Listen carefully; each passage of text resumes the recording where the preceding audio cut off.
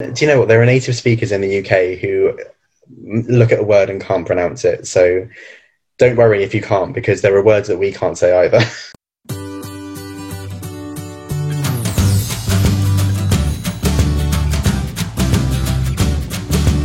Okay, guys, so I think some of you have already known that I'm gonna have like Q&A section with a native speaker. So yeah, I have already asked you to ask some questions, and yeah, let's start with the first question.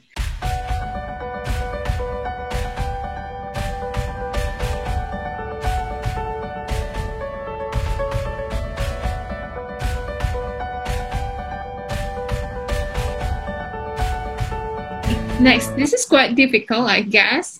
Quite tricky question. So from brand_1285, the question is why the word one is pronounced with w? Because the beginning is o, so you also have on, but you pronounce it on. So when it comes to one, why don't you pronounce it like oni? Why it's w? O becomes w sound. That is a very, very difficult question. So I think the main thing to take away is that English is not phonetically consistent with how it's written. So you will rarely be able to see a word and know how it's pronounced based on how it's written. And also, I think it comes down a lot to the way that English has evolved.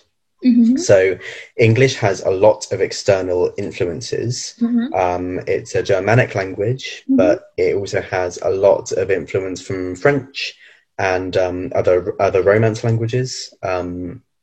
So yeah, just the way it's evolved is a bit of a melting pot. So lots of different grammars are present in this one language, and it's very, very tricky.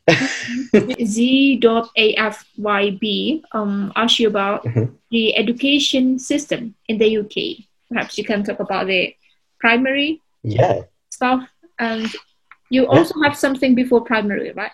Can you please tell us about it? We do, yeah. So I think, I'm not sure what age they start, maybe from the age of 2.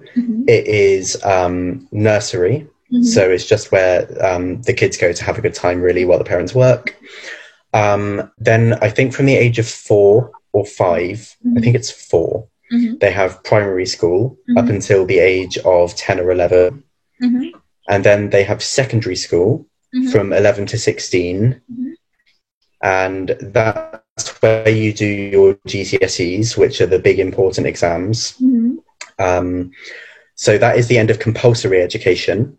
After 16, you can go on to 6th form or college, where you do your A-levels. And the A-levels that you do will get you into university to do your undergraduate at 18 years old. So you will do 3 years there, so 18 to 21.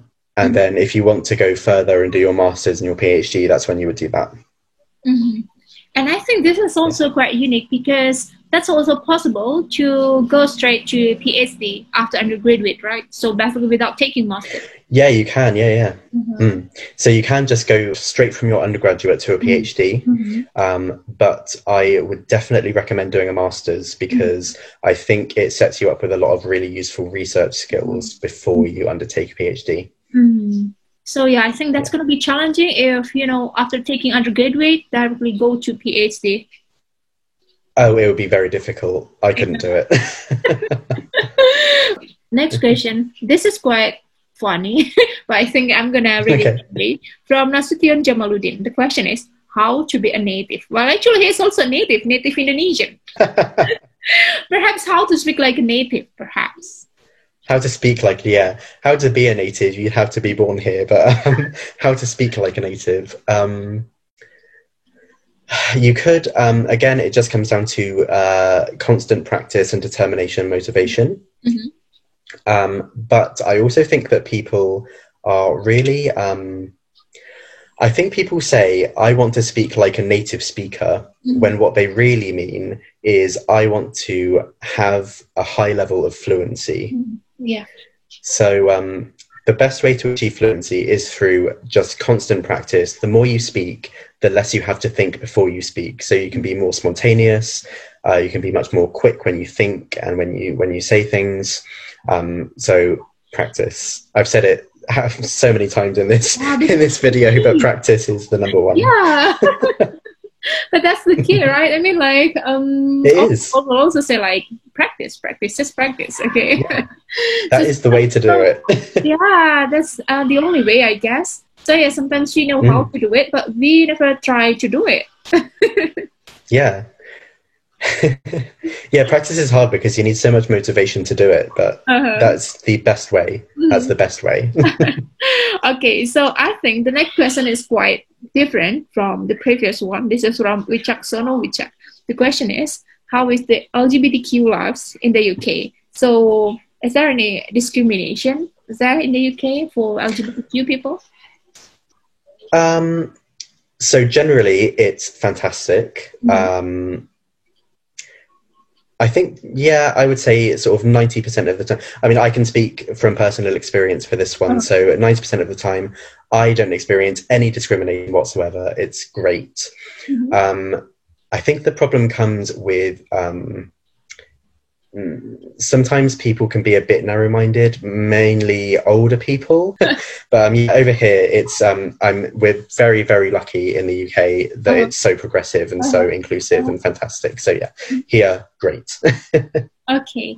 Do you think it's also because of the people's appearance? Like, for example, for some people who are LGBTQ, they really show their identity by, changing the style or so, or the hairs, like drag queen and stuff. I think that some people do like to express themselves quite vibrantly, which I think is fantastic.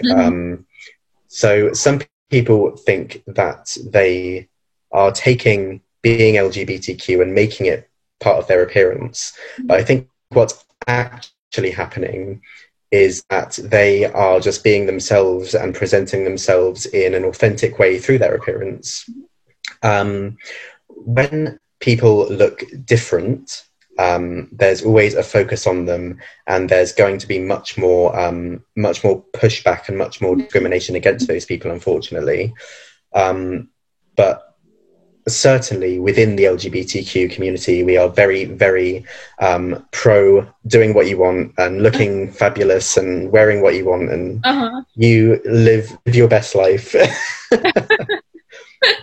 Yeah, we love it. Well, next question is about listening. So how to ace listening, because that's quite difficult for some people. Yeah, listening is really, really difficult, especially in a second language. It's a bit of a nightmare. Even today, when I listen to native French speakers, my brain can't physically keep up with the speed. So I think it's, you need to listen as much as possible. You need to listen to music. If you're into audiobooks, check out some audiobooks. Any YouTubers, any TV shows, anything that you can listen to, you need to get exposure to, because the more you listen, the easier it will be to pick apart the words and the structures and to make sense of this stream of speech. Yeah, good. Yeah. Okay, so also one of them perhaps watching this video, it will also help you with the listening. Yeah. Okay, I think this is the last question. From Sanada, because it's still the same. It's about education in the UK, and I think we have already answered it. So let's go to the last question from Rahayu 3020. The question is, well, this is actually asking your opinion how to cope with this issue, because she is actually not confident in speaking English, and she is always afraid of making mistakes. So yeah, the problem is about confidence. Confidence, yeah. I used to be really, really unconfident when I spoke to native French speakers, because I would worry that they didn't want to speak French because they were in England, or that when I spoke French, I'd make silly mistakes and they'd think I was an idiot because I speak their language properly. But the trick to confidence is you have to fake it till you make it. So if you are unconfident, you just need to act as if you are. And the more you do that, the more that confidence will become a part of you. So I used to be the most unconfident person on the planet. But the more you pretend to be the most confident person in the world, the easier it will be to just be confident. So definitely pretend and you'll get there. Okay, and now you become the most confident person in the world.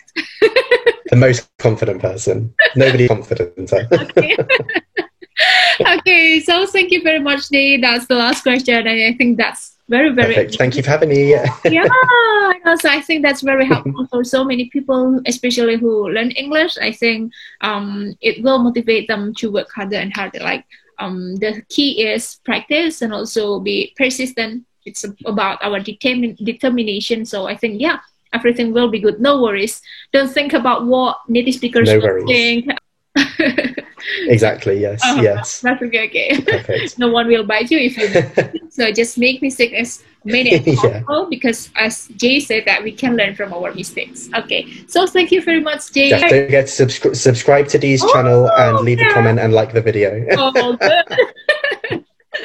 Thank you very much. Bye. Bye.